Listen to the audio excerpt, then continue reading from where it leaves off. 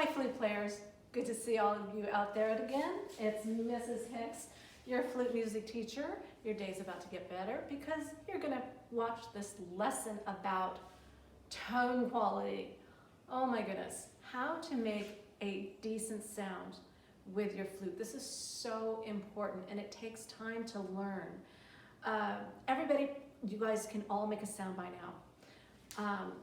For flute players to really get your foot in the door, you need to learn how to make a better quality sound, so knowing what you're supposed to listen for.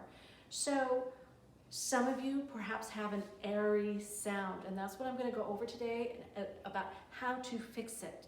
And it takes time, but let's see if I can demonstrate an airy sound. I'm not sure what comes out on the computer, but here would be icky airy.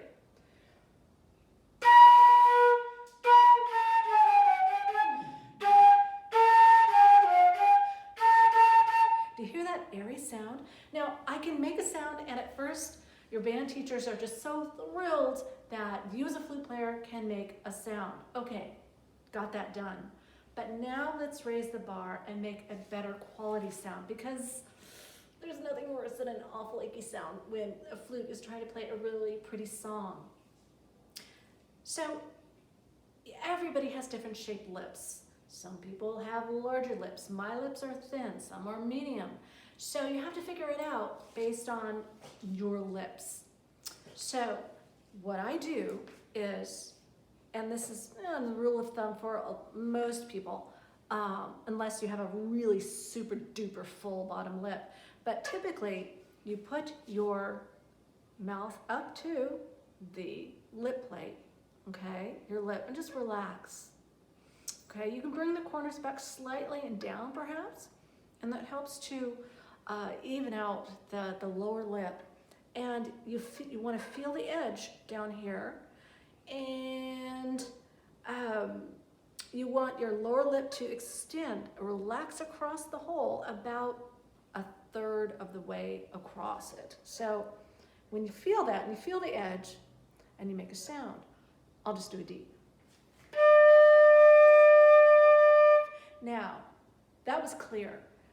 To make it airy, if my flute is up too high, okay, I'll get an airy sound. Or if I'm back too far, if I roll it forward, I'm gonna get an airy sound. If it's too low, you know, way down there, I get a sound, but who wants to listen to that? It's really airy. So you have to figure it out based on the shape of your lips.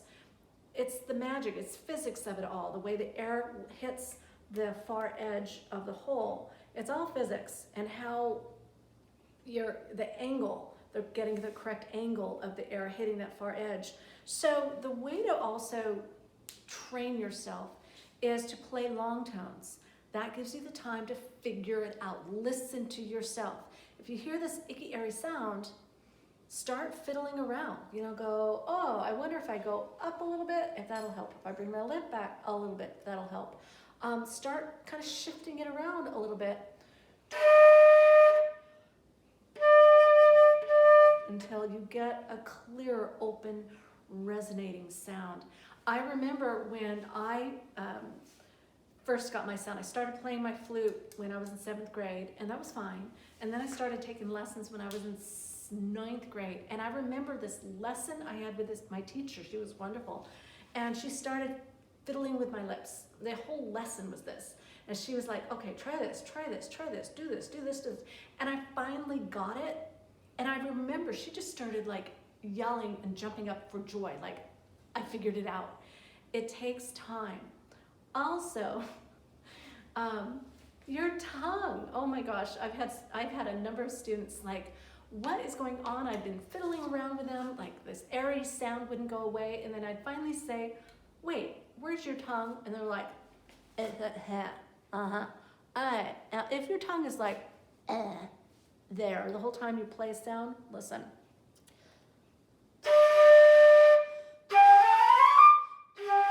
You're gonna sound awful. So, a teacher of mine has told me, pretend you have a hot ball in your mouth, and you're trying to get your tongue out of the way, so that the tip of your tongue really is hanging out in the middle of your mouth.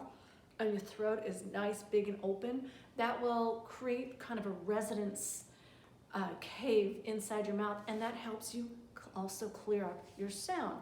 So your tongue should not ever be touching your teeth when you play a note, like, don't do that. Get your tongue out of the way, like you have something really hot in your mouth, and you have to go, just get used to having a real open cave and an open throat in the back. Again, it's going to take time.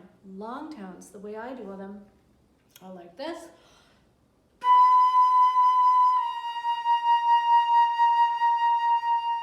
And while I play my long tones, I'm listening and I'm adjusting. Listen, listen, listen. And everybody can figure it out eventually. And relax your lips. Again, if you're like this the whole time and your cheeks are getting sore, too many muscles. Relax. It takes a relaxed lip to be able to go across that hole about a third of the way and aim for that outer edge. Again, if you're going down too far, that's another adjustment, like down too far, you're gonna get an awful sound.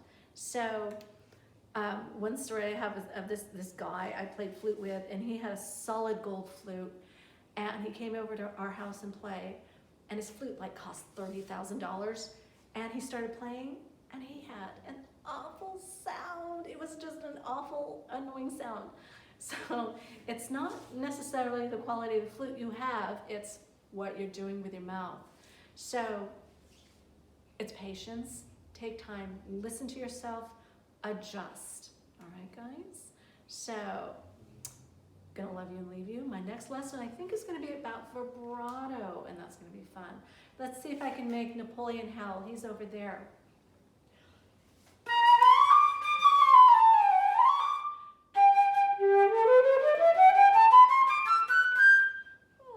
Doing it. He's not. Oh well. That's Rogie over there.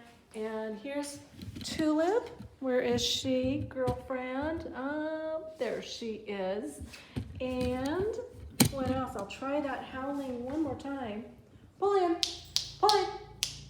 Maybe he's deaf. Okay, here we go.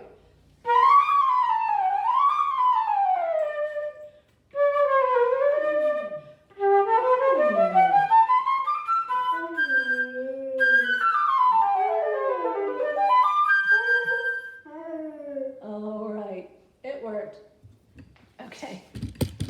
Guys, signing off. I will see you all next time. Bye.